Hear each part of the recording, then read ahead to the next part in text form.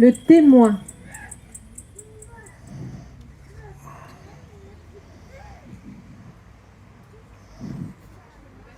Ça s'était passé à Brest, au port de Brest. Il y avait la Jeanne qui était en train de balayer devant son restaurant, le Pencalette. Il y en a qui ont compris. Hein. Pencalette, ça veut dire la tête dure. Et s'il y en a une qui avait la tête dure, c'était la Jeanne.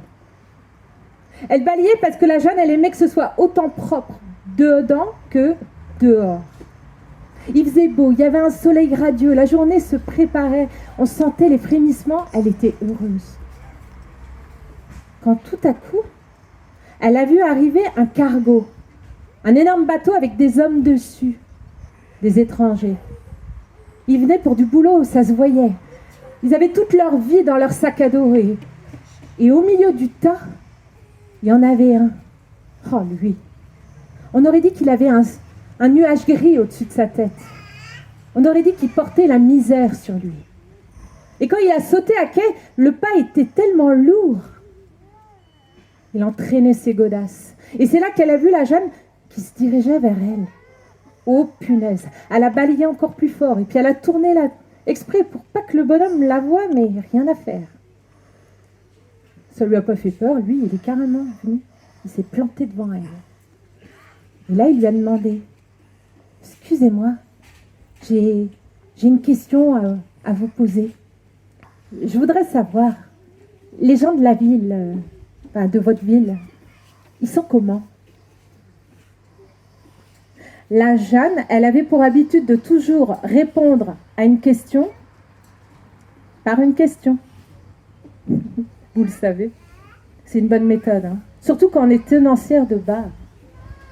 Alors elle a dit au gaillard, dites-moi plutôt vous, comment ils étaient les gens de la ville dont vous venez? Les gens de la ville dont je viens? Vous voulez vraiment savoir?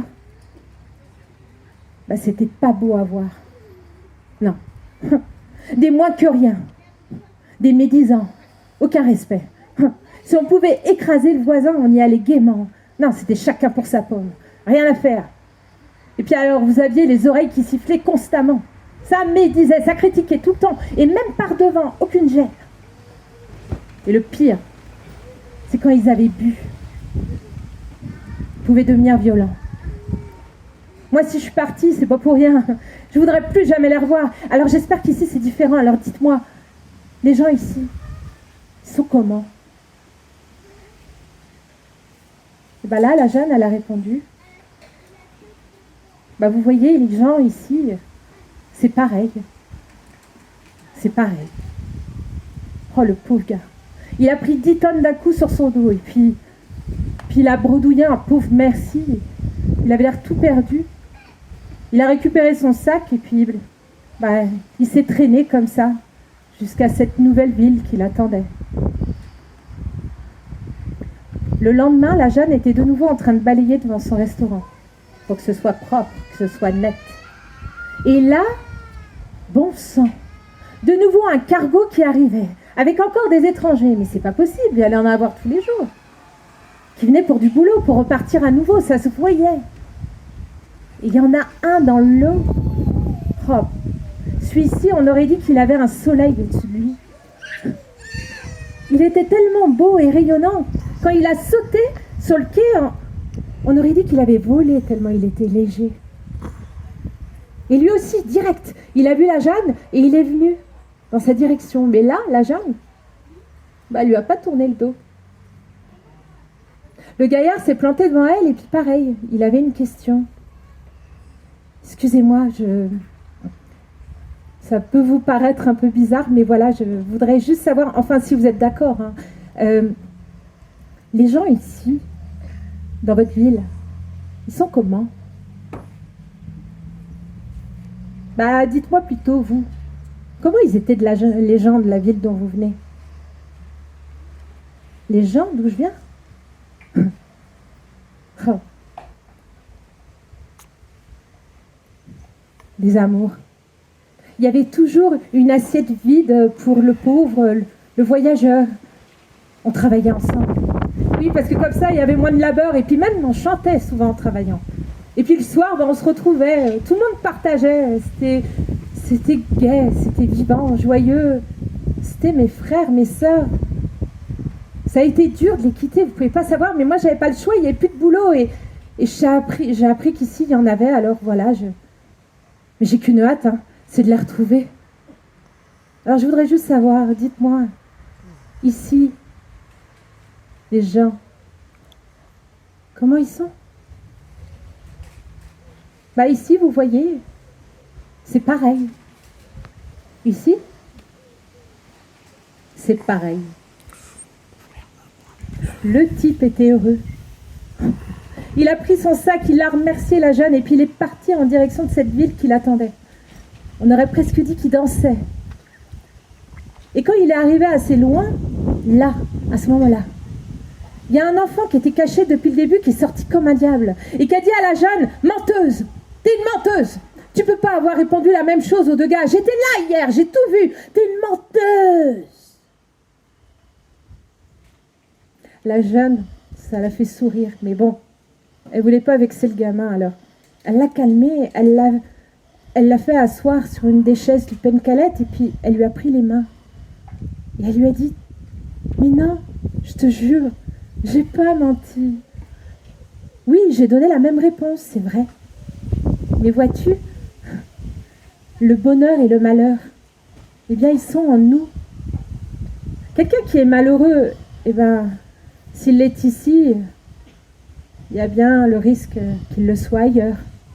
Mais quelqu'un qui est heureux, lui, il le sera partout.